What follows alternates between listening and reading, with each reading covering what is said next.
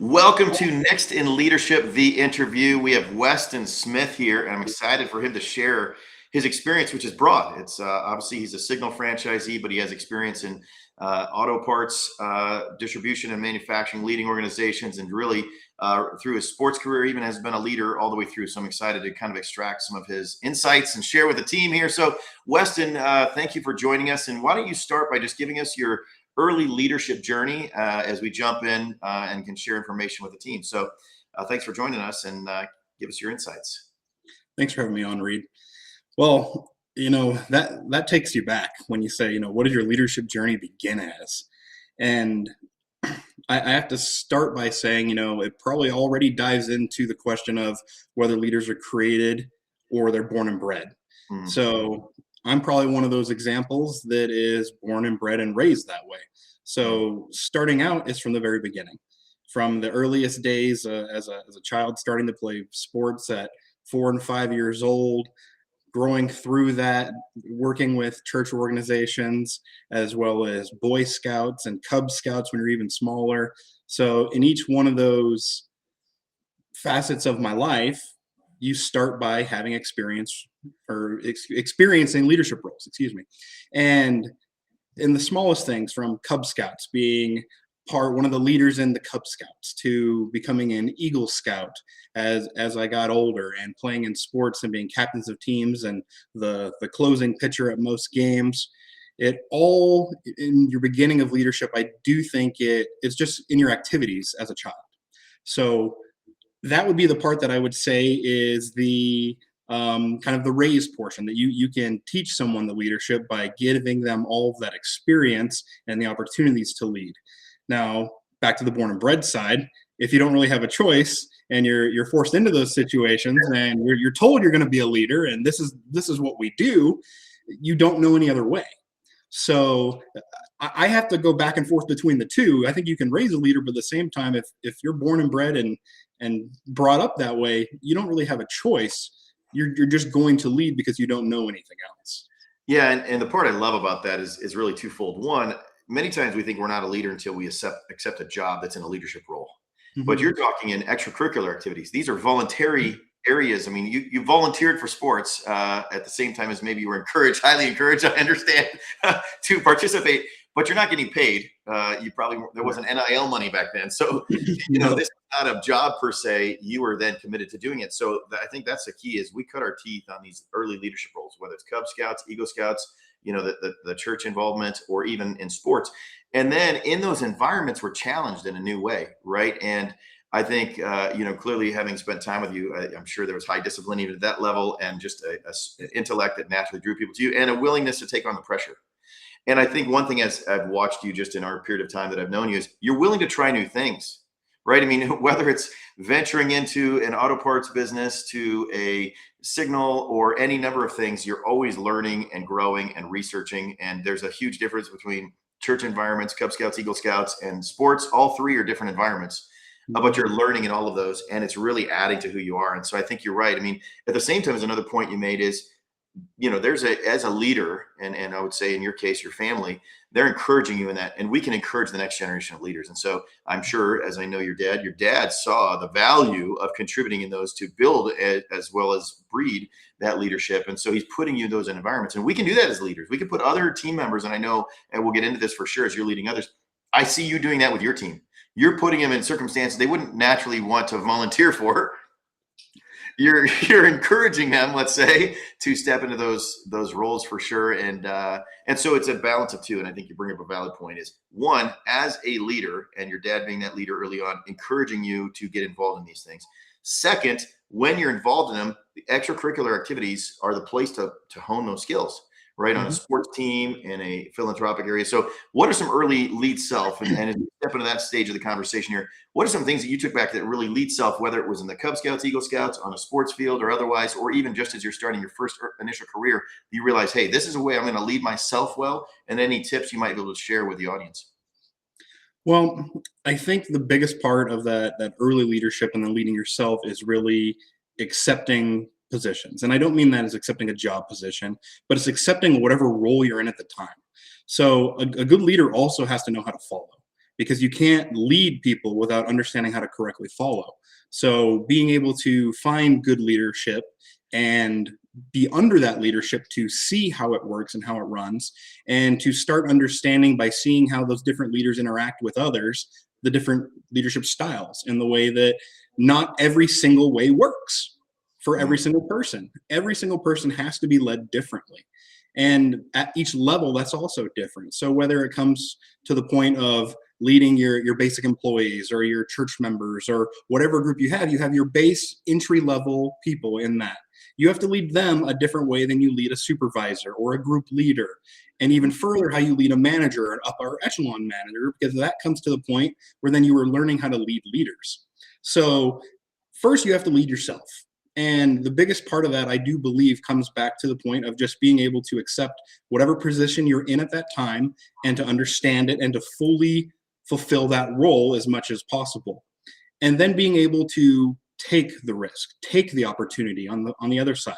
So if I'm in a position as a follower and I am doing the utmost of my ability helping with this organization, and then the opportunity arises to where I can help fulfill a need, and whether that be leadership or non-leadership, it's about taking that next step and taking the risk and the opportunity. Now, I have taken that probably to the max, and almost every opportunity that I see, I have trouble not jumping on it. And that is something I've had to refine, is not starting every single thing I think of and not jumping into every business that and I'm sure you can understand this as well, right? Oh yeah. Oh yeah. Not starting every great idea that you either hear about and go, wow, you're never going to do that idea, but I know I can. And having to choose what opportunities you take is a later part of that leadership level of choosing your opportunities. Then once you've discovered that you can take almost any opportunity and run with it. So yeah, let's jump into a couple of items there. One, great leadership is great followership. I think so many people overlook that and they want to jump right in. When I'm the leader, right? I'm a terrible follower, but when I'm the leader, I'll get people to do this. Instead, you're saying, be the follower you would want as a leader. And if we understood that principle, and I've seen you do that as well. And so I think one question I have as a follow-up to that is saying, you clearly are broadly talented, possibly in many circumstances could possibly lead better or enhance the leadership structure that's there, but it wasn't your role as a follower, right? As you're leading self well. So there's people that are there that saying, I can lead better than this leader, or I would make these decisions differently. And I'm sure you were in that position at one stage or another in your life and career. So how did you decide, all right, I am still the follower here, right? I am leading myself and I could overstep my bounds, but I decided not to. But I'm not going to withhold information to hold back the leadership organization. So how do we appropriately maybe share that, or lead when we're not in charge? What is an example that you can share that maybe as a follower you saw that you had skills that could help, and you could either withhold, which some people may do, and say, when I'm the leader, I'll just make this change, or you can come alongside and support in a followership role. So give an example of maybe something like that, or how you handle that situation when it happened. I would say that goes to kind of the saying that the squeaky wheel gets the grease. And that can be said in a very negative sense, and I don't believe it is in a negative sense. So there are two ways that you can provide information to people that have a position above you. You can either be the screeching wheel, as I call it, which just makes a whole bunch of noise and does nothing and doesn't help anyone figure out what the problem is and doesn't have a solution. Or you can be the wheel that squeaks every time it goes around. It's incredibly defined, so you can see exactly where the squeak is coming from and exactly where it needs grease because it tells you. I like automotive things. Yeah. So when I look at automotive things, what drives me the most crazy is when there's an issue and I don't have any idea where it's coming from. So if I can see exactly where that problem is coming from, it's very easy to fix. So as a follower, if I see something that I think at the time needs to be different based upon my view of where I am at the time, and that's very important, because the view from the bottom is extremely different from the view on the top. The top can see over all of the bottom and see things the bottom cannot see. So I think the biggest part of that is to find an appropriate time, first of all, because tact is probably the most important part about following, is being able to have tact. And that is bringing up a change or something you see different or something that can be improved at the correct time. So privately, not necessarily in front of everyone, where you have to put someone on the spot, especially if it's a certain change that could be made, that might be obvious to other people.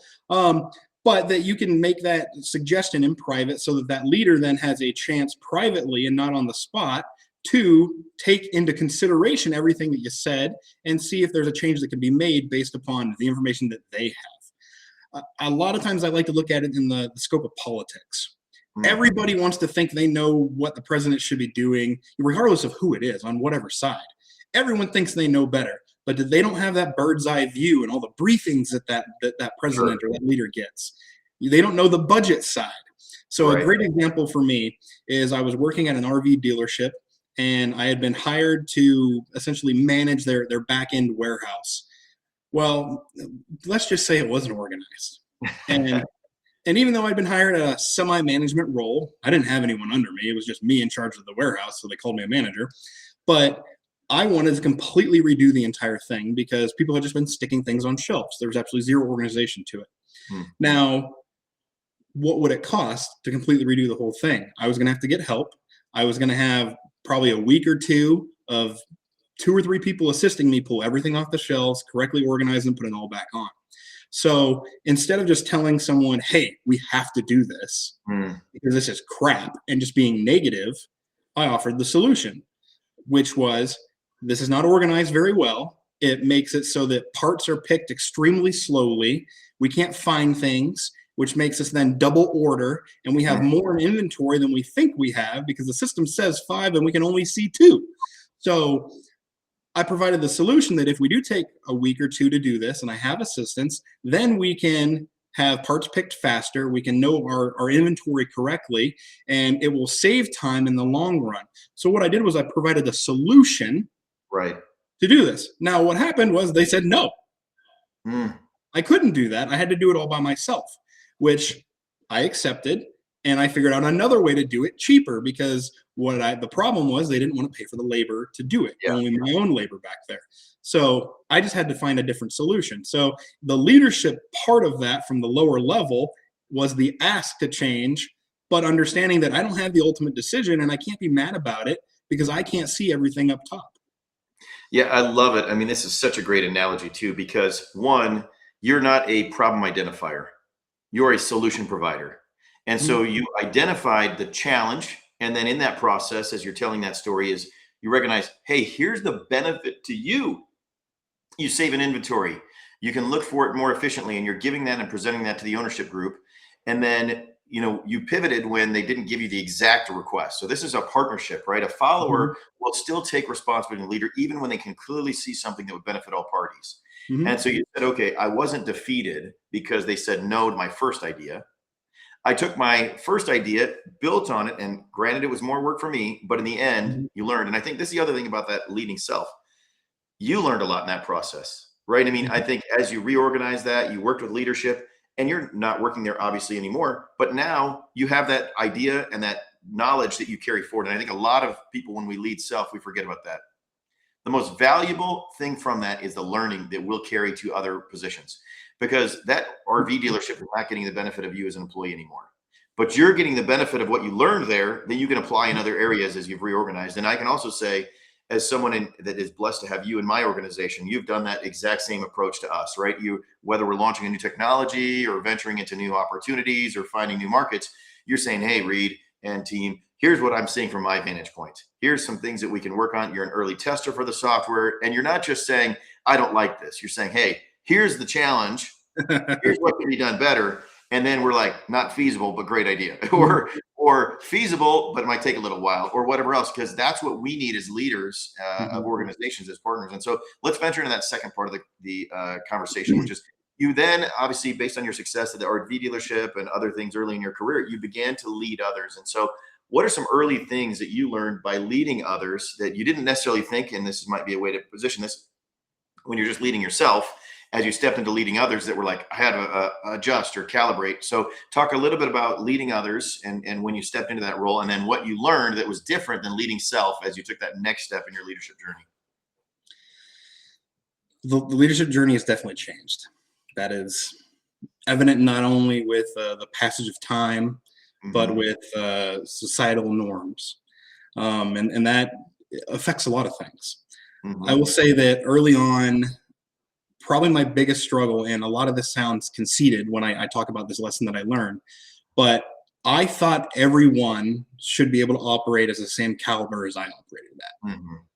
I thought everyone should be able to work as hard. I thought everyone should be able to run as fast, should be able to work as many hours, and should be able to think as quickly and come up with solutions like I did. So when I expected everyone to be at the same level that I was at, I was disappointed a lot. And that doesn't say negatively about other people. And that's something I had to learn over time, was that not everyone is in the same place in life, in status, in every single aspect. There are humongous differences. So expecting someone that I brought on as an employee early on to be able to operate at the level of the manager and CEO was ludicrous. Yeah. So the earliest stages of that in the leading, I would just say from the sports team, it's very easy. You can lead with physical prowess, being good at the sport, and by encouraging others, kind of in person, in their kind of in your face type of leadership. So that'd be the first style that I learned early. And my experience in that would just be leading from the front and leading as an example, being what I wanted everyone to be as far as I could take it. And I think a lot of that is natural, right? Because you get to a point of taking on leadership roles. I was in the same position. I'm like, here's how I got this opportunity. It was because I performed at this level. So as a leader, you want your team to perform at that level first, I think. And I fell into the exact same trap, right? That you're a reflection as a team member of me. And so you need to operate like me and perform like me. And then what we over time realize, and I'm sure that's what your realization was, everything I contribute is not necessarily valuable to everyone. I know my family and people here would see that, and I have gaps, right? And so that if I then recruited to my weaknesses, instead of trying to make people double down on the leadership skills I have, we had too much duplicity, right? And so in our franchise organization, what I look for is a well-balanced team, not a team that's rubber stamped, right? If you have the same type of leader, that actually creates more conflict because they're competing for the same space and interest. I think the second thing that stood out is that's why you're the leader. Right. In the end, you're the leader because you come to these solutions faster, because you have the higher level of discipline. And quite frankly, you're recruiting talent to you because they want to work for that leader, not because they have that skill. And many times as the leader, we're on the other side saying, I think you should ultimately have that skill. We want to work for that skill, as opposed to those that don't have that skill. So I think that's all natural there. So how did you overcome that? I mean, what was the turning point where you said, okay, I have these expectations. They're unrealistic of you. And then at some point, there was a realization, I got to change my approach. So how did you pivot and change your approach once you realized that and maybe recruited different team members? What happened next?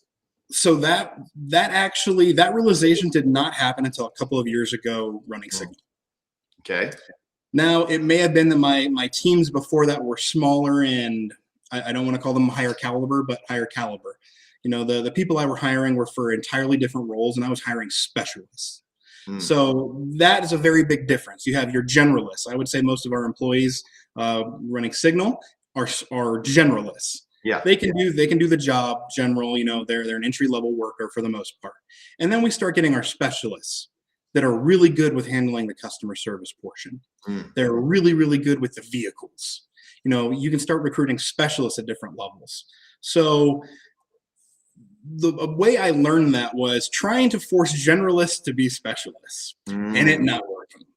Right. And then trying to force generalists and specialists to be management level, which did not work because I kept having my expectations up here because even in my thinking then, I was like, okay, I can operate here. I can operate at a 10 and I can go for years on end. I'm just looking for you to operate at an 8. Yeah. Well, what I realized was with a lot of introspection was if you just look back at let's take it back to school. Everything that you test in, they give you percentiles, correct? You're either in the 99th percentile or what have you. So when you think about that, if someone is in the 99th percentile of a test, let's call it a military test like the ASVAB, that means that 99% of people tested below you. Right. And I had to have someone spell this out to me kindergarten level and repeat it to me a dozen times until it finally clicked in. Right. Why do you expect someone who got a 47 percentile to match a 99 percentile? Right. You absolutely can't. So it got beaten to my skull by failures of putting people in the wrong positions and by expecting too much and having to pick up the slack myself, until I finally went, okay, I need to recruit people that are at this level, not try and bring people up.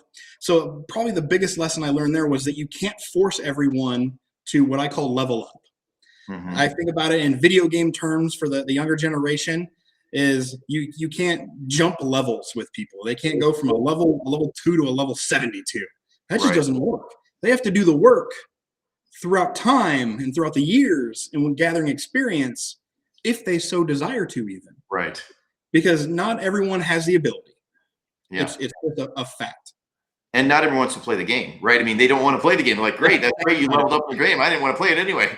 And I think at the same time is you changed first your expectations, right, of others by making them more realistic. And I think it goes back to the earlier part of the conversation. Probably, if you look at the Eagle Scouts and you look at your faith journey and you look at sports, those are 3 different genres.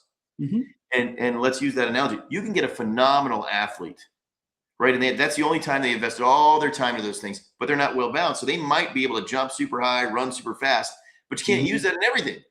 Sometimes you got to write the plays, and it's like, okay, you're a great athlete, but you got to write the plays. And you had that well-balanced development up to that stage, which not everybody necessarily has, right? Because it was in multiple genres that are all totally different and effective.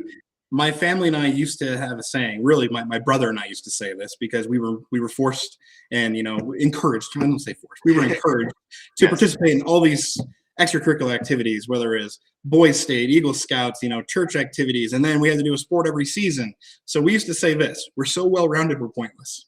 Because we knew we weren't a specialist. Yeah, that's right.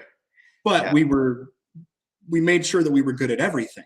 So that was an appropriate preparation for leadership, because we have to have that bird's eye view. You have to be able to look at everything. If you're a specialist with a bird's eye view, you're going to miss a lot. Right. And so it prepared you for leadership. But at the same time when you have the bird's eye view, many times you need the specialist, right? I mean, here in our organization, I can't get myself involved in the details. And quite frankly, I'm probably not the best. Right. But I generally understand the purpose of that particular department or responsibility or objective. And I see how it intertwines with all the other pieces. And I make sure I have the right parties that are otherwise involved. And so as you're leading others, you're drawing in those specialists and you're developing them and recognizing that. And so as we pivot to that third stage is now organization. So you recognize that, hey, I can't hold everybody to that standard. But then now you're managing a multi-state, geographically the largest franchise that we have. And you can't be in those local markets. And each of those markets are different, right? Yes. And as we just discussed briefly before we came on air, you're launching another city within another state. And even in that city in Missoula, it's different than Billings and the other markets you're already operating in. And so how do you lead organizations well? When you started branching out to things, you can't be directly there every day, right? You need to do that. And what I love, and I've met these leaders, they're doing a phenomenal job. And I really attribute that to the cadence with which you lead organizations, right? There's a regular routine you have with that and approach you have with that. So I think maybe you have a standard of expectations, but then you also have an area of specialization. So let's talk about that. What are the standard expectations of the organization you have for everybody?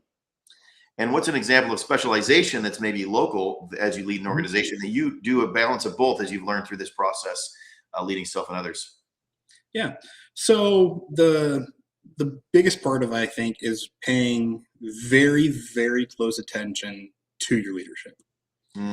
And by that, you have to let go of a certain level. So as I developed our teams and I started building supervisor level employees, I could let go a little bit of the day-to-day training. And then I was finally starting, once I learned to hire higher caliber individuals and not force people to level up, I was starting to bring on leaders.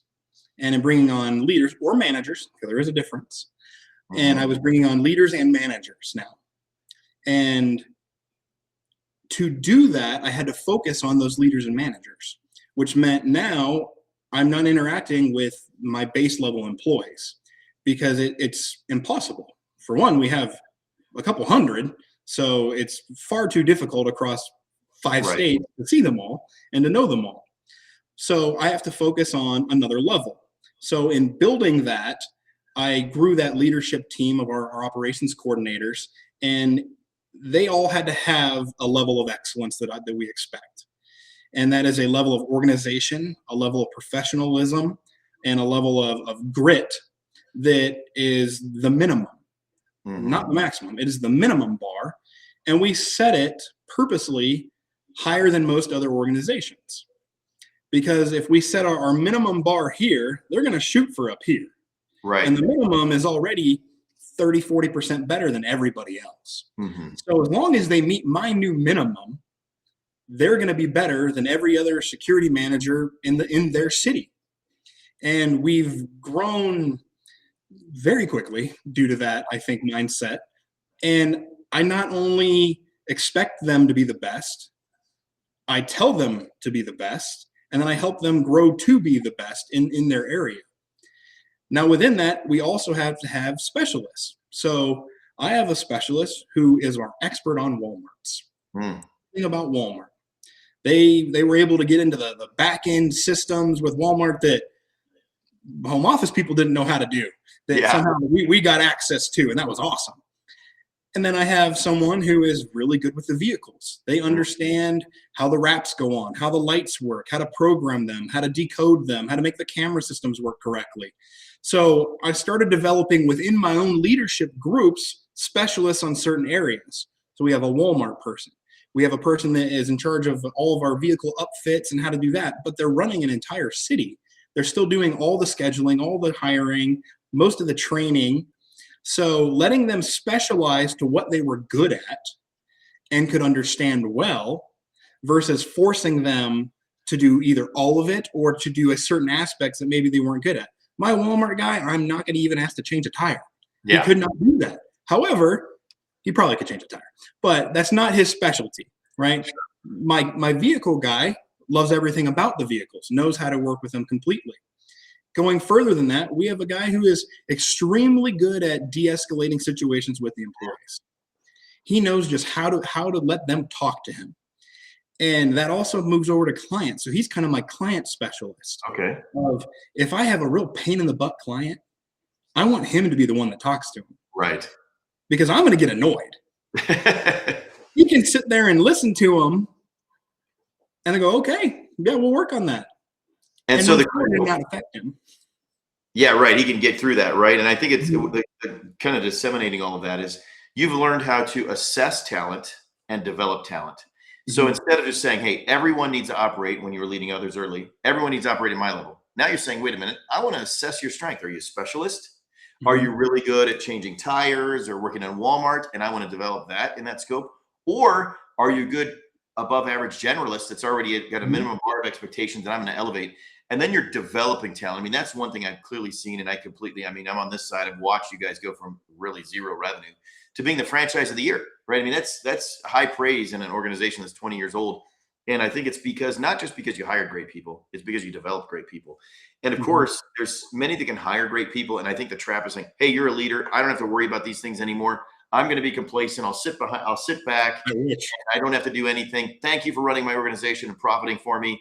And call me if you have a problem, right? I mean, that's an easy trap. But instead, you're saying, hey, here's the baseline. And my job as a leader is to push you further than you were able to go before and farther. And so I've watched and I see what you're doing. What's a regular routine cadence? I think that's a practical thing people can take away. So, many leaders, when they're leading organizations, they're waiting for a problem when they have stronger leaders. And they're like, call me when you have a problem, I'll fix it. But that's not your approach. You're proactive in your approach and leading and developing. And so what are some regular cadence you have with your team as you lead and develop them, knowing that you have the right people in the right spots? We talked about that. You have specialists. How do you stay in front of them consistently, knowing they can depend upon you and lead with a cadence? So kind of speak to that as you're leading an organization. What's your regular developmental organizational cadence? So it depends on the person. And that's something you have to develop with that person. And being that I can't be with them in person every day because it's geographically impossible, I had to find other ways of doing that. So our regular basic cadence is we have an all call every Tuesday. It's today. And so all of my coordinators, from sales coordinators to operation coordinators, all leadership at coordinator level, basically salary employees or above, are on that call. It is mandatory. There are no exceptions. If someone's covering a shift, they pull out the phone and they sit in the side of the parking lot and they knock out the meeting. Everyone is on that meeting.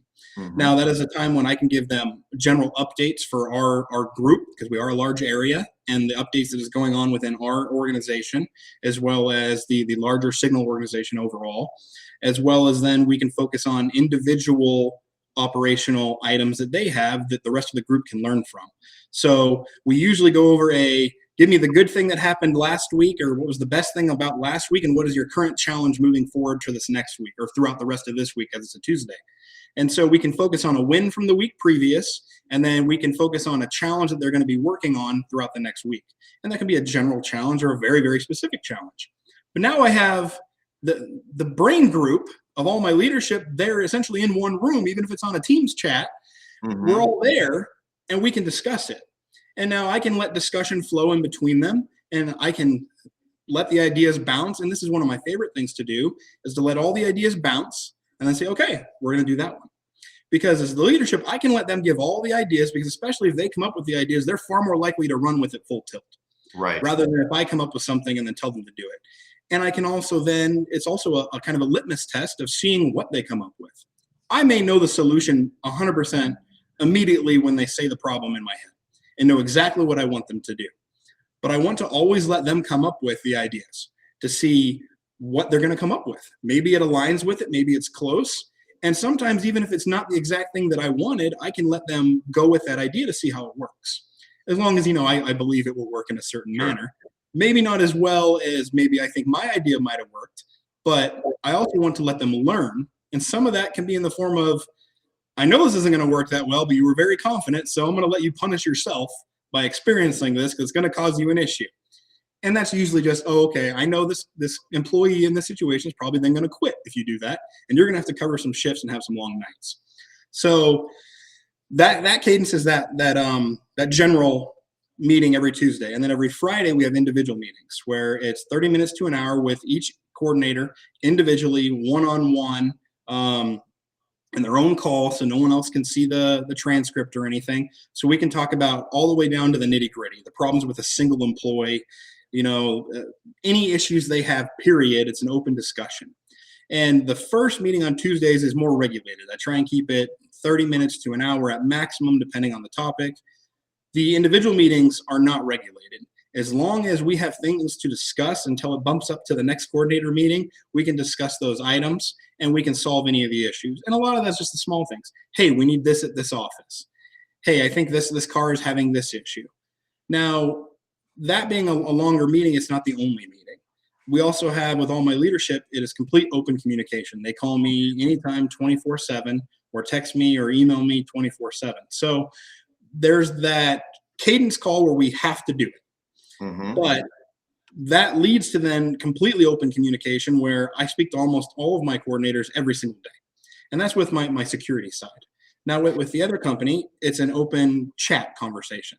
We use Facebook Messenger constantly. That's great. 400 messages a day. I think what I love is you have an open forum with your whole team, and that is a couple things. One, you're not leading that, you're letting them lead that, and you're governing it. Two different things, right? If you're telling them what to say and do, then it's a different level of leadership. But you're saying, okay, now I want you to see that I'm open for ideas. That doesn't mean I'm gonna run with all of them, but I'm gonna receive them. I'm gonna at least listen, give you a format to share it, and then you guys can cross lead. And especially when you're dealing with people that might be specialists or generalists in certain areas, they can then elevate their leadership by challenging each other. Because honestly, I mean, you're a superstar. They're going to say, I can't do it. Weston can do. But I can do a little bit better than this other guy. And that's going to push them up further, because that's ultimately their, for lack of a better term, competition or person that's pushing them forward. Then you give them an individual format and you say, hey, now I'm here working with you individually. And you need both to develop leaders, right? You need a group setting where they can share that, and you need an individual setting that's there. And I mean, I can tell you, as someone that's witnessed it firsthand, I can definitely see the growth and development of your leadership. And of course, we want to, the team member has to do the work, right? But at the same time, it's the environment created by you as the leader that is leading to that opportunity as well. And those are key takeaways that anyone that's listening can take and go forward. And so as we wrap up here, where do you see your leadership journey taking you, right? So you've led self, and even in your early leadership journey, there's a lot of foundational things that were born and bred in that process. Then you led self well. and by being a great follower. And then as you went into the leading others, you saw the challenge of, hey, expectations, you adjusted, and then you hired specialists, and then you have a regular leadership cadence of team development, and then ultimately individual one-on-one work, and all of that building on top of itself. Where do you see your leadership journey going from here? Hopefully to retirement, and to then just a easier side of it without the responsibility. And by that, I just mean going to more of a consultative level and to a mentoring level. Again, hopefully in retirement, having sold all the companies and being able to volunteer that time or be paid for that time for consulting sides. But I think part of the final what I would like to do is be retired and mentor people in starting businesses and how to develop these exact skills and the expectations and whatnot that they should have. So a mentoring level at the end. Well, you're well on your way there. I think, I mean, you've just got a robust understanding of these things, and multi-state, multi-contract, and multi-business venture. I mean, they're totally different from the automotive industry you've been managing to. I know you're into racing and all sorts of random things that you're managing around that. So you'll be a broad understanding that. So it's great to see. At the same time, as I don't really see you retiring, so I don't know if I'm buying that one. I don't. If there's one thing I've learned about you, you're not sitting still, and so I don't see you doing that necessarily. But it's an aspiration, so we'll see. I think you'll always be involved in something, and I think the world needs great leaders in whatever capacity, and so I think as you develop those skills, you'll find a place to apply that, and it'll be great to watch that journey. But thank you for really imparting your wisdom on this Next in Leadership interview. I think it'll be great as the listeners can learn and apply for that. And I appreciate you joining me here. So any parting wisdom you want to share as a closing sentence for the audience as we close out this interview? There's always a better way to build a mousetrap. Yep, that's great. So there's always a better way. Don't rest on what is already there. Find a new solution. I love it. So thank you, Weston. I appreciate your attendance here, and we look forward to getting all the feedback from the great insights you shared with us. And thank you all to the audience for participating. We'll be releasing this as with all the others every Tuesday, and look forward to continuing to help you evolve in your leadership journey. Thanks, and have a great rest of the week. Thank you.